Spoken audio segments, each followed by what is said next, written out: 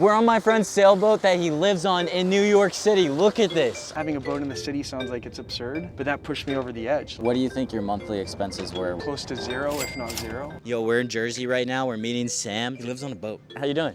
We finally made it happen. This is Billy. Billy? He's tidying up his home right now. So we're gonna get a tour of Sam's boat. He's gonna like walk us through how he lives on the boat. I have so many questions because I don't really know anything. I just know he lives on this sailboat. And he's gonna take us on a boat ride. This is gonna be fun. I'm excited. I've only been on a boat one time, a sailboat one time. This is a new experience for me.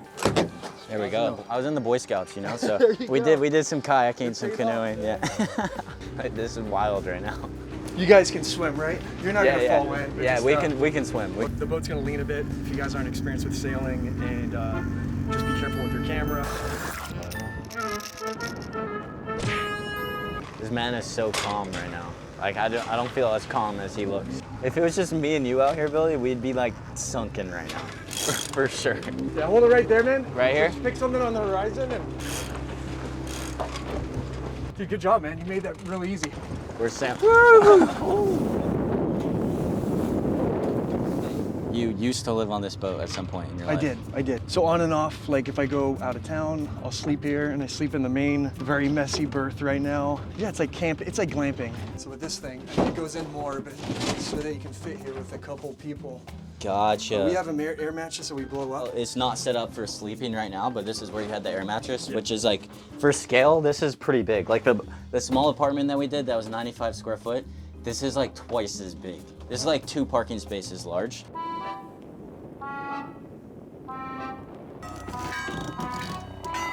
So you said the first place you docked your boat, it was for free pretty much the entire time. In 2014, when I got this boat, I was keeping it just south of the marina in this cove on the Jersey side. And yeah, it was perfectly protected. I paid a guy, charged me 150 bucks to put this huge mushroom anchor.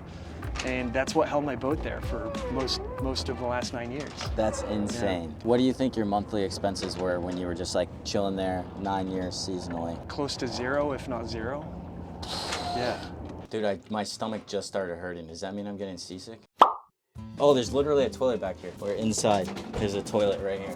There's a little pump right here for the toilet. What's getting on your hand is seawater, man. Are you sure it's seawater? Yeah, Are you sure that's seawater? You got a little sink over here as well. And then there's this storage back here. For showers, you know, I have to like boil water, and then I mix it with cold water to like, you know, because you don't want to scorch yourself. And then what I do is I put like a sun bag with a hose that goes through the vents right here. There's like a hole in the top of the boat. Okay. And so then I shower, you know, below deck there. I've slept in there a bunch, and it's comfy because you've got this hatch at the top that opens. Up here? To allow in air. And the way it opens, it scoops in the air, so. And what's the most amount of people you've put in this space? Sleeping, I'd say 4, including myself. What about food and stuff? Did you like eat out or did you cook in here? Dude, it's amazing the fish you can catch in the Hudson. Really? Yeah, no. Oh my God, dude, he had me. You had me. Used to be a stove right here. Typically, I'll cook outside if I can, because it's safer because of the propane. And it's pretty like warm in here now. Was it like really warm in the summer? Or? I didn't open the forward hatch. If I did, the air flows through. It's amazing. So what's kind of sad is there used to be the boat basin at 79th Street. All these marinas that were very welcoming to liverboards shut down, closed down. It seems like a dying thing out here. People on land, maybe there's some sort of friction between, I mean, people are paying a lot less to live on a boat. Lincoln Harbor was popping. Everyone was living on their boats and partying, and I think I caught the tail end of that, and it shut down like 3 or 4 years after I went there. A lot of people bought boats purely to live on them, whereas I was like living on my boat because I sailed on it. I was on it all the time. If you guys want me to spend 24 hours in here, comment below. Dude, I've never been seasick before, and then like all of a sudden I was like, whoa, my stomach feels weird. There's a feeling of freedom I have right now. Yeah. Where like, it's very anti-anxiety for me. Yeah. The city's super fast-paced. Totally.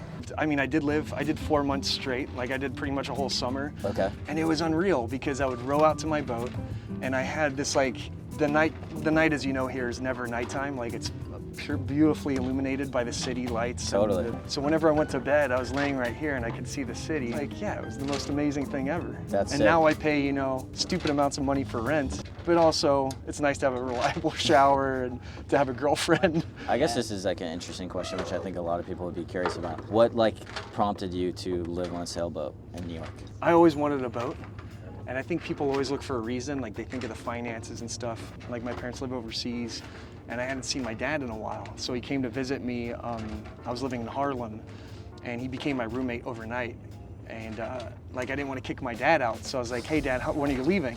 And so a week went by, 2 weeks went by, and he was like, Sam, we haven't seen each other in a while. And I was definitely not going to kick him out. He's my dad, I love him. Yeah. But I was like, it's a little too tight to go from not having a roommate to having my dad as a roommate. This bed with a couch under it, and he was sleeping on the couch.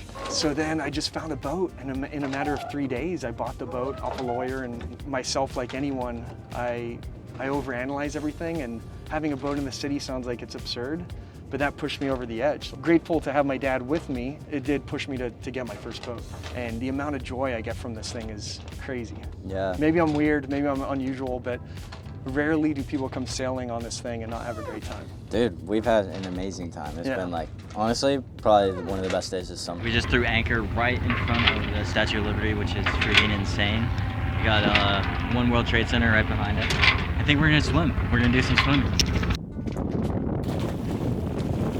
Bought that boat for $5,500. This one, yeah. I mean, 55 is already a great deal, but the first boat I bought was $1,000. Because if you think like some people might pay like $4,000 a month for a 1-bedroom in New York, then you could pay like $4 grand and actually just probably crash on the boat for an entire year if you really wanted to go through winter, right? Oh, definitely, man. Easy, definitely. Right? That's insane. You know, you've got the whole world to live in. Like, this is not just New York City. If anything, it's tougher here. It's seriously badass, like having a boat out here, living on it, like going against the grain of all the other New Yorkers. I think that takes like a lot of guts, seriously.